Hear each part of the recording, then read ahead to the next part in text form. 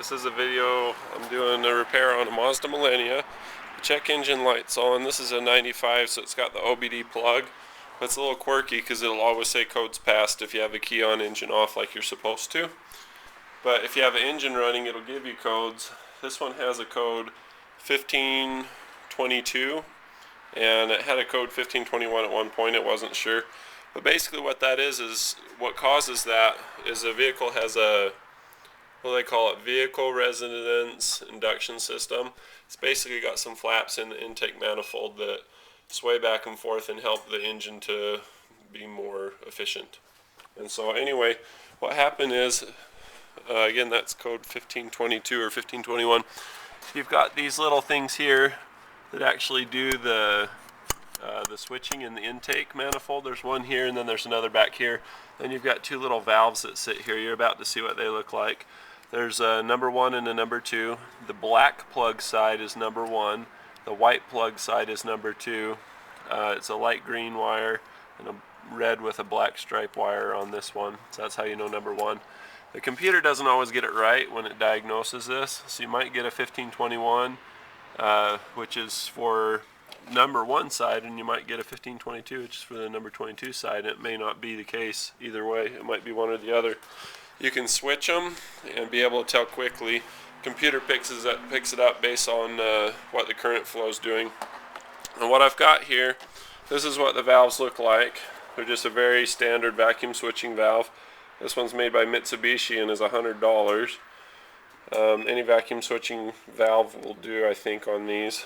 But basically what you do, the vacuum side is the side that points straight out from the electrical plug, or across from it, not the one that sticks straight up. That goes to the actual, what do they call it, a dash pot that changes the intake manifold vane. So when you pull these out, number 1 is the black one. Number 2 has a little white dot on it. Now we've got number 2 hooked up all ready to go as far as vacuum goes. I have a vacuum hose going to a vacuum pump out the end of it. So when you watch a vacuum pump, I pump it up and it doesn't hold very well. It goes down on its own, which is one sign of a failure.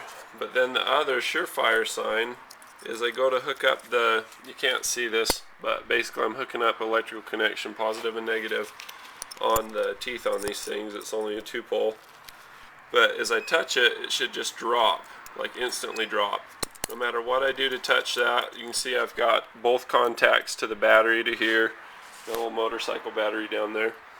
But basically, when I touch it, it doesn't open up. So what the computer does is it's saying, hey, we need a little VIRS going on, get it going on, and this valve's just not doing anything. Let me show you what the other side was doing, the black one. Okay, I've got a little better setup on this one. So the white one we tested, we put the poles on it and nothing happened on the vacuum gauge. I have the black one, which is number 1. You look on top of the electrical plug, it's just black, there's no white dot. So the number 1 I've got hooked up to vacuum. It's holding vacuum really well. Let me scoot back a little bit. Watch what happens on that dial, the vacuum gauge. It'll go clockwise to 0 as soon as I touch this. Oh, this pulls off. This goes to show you got to make sure what you're doing. Okay, watch, as soon as I touch it, bam, this goes right to 0. And in effect what that does is this opens up the valve inside, so it sends vacuum directly to the dash pot through this. Directly through this. That doesn't sound like a working sentence, does it?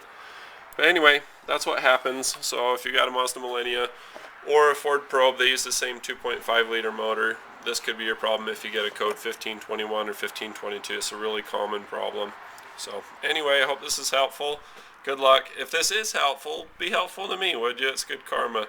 Rate this 5 stars. You can comment below if there's anything that you've like to see a solution, or you have a question about another car problem. Leave it in the comments and I'll see what I can do for you. Be sure to leave specific information like the year, make and model, the engine size and whatnot. If you have a trouble code, that helps. Put that in there too, and see if I can help you out. Have a good one. So looking inside the engine compartment on this Mazda Millenia, it could be a Ford Probe for all that matter, anything with the 2.5. I've got these two vacuum switching valves for the VRIS, Vehicle Resonance Induction System. Now, sometimes they're on the motor, most of the time they are, but other times they'll be on the firewall. But either way, you can kind of get an idea of what they look like.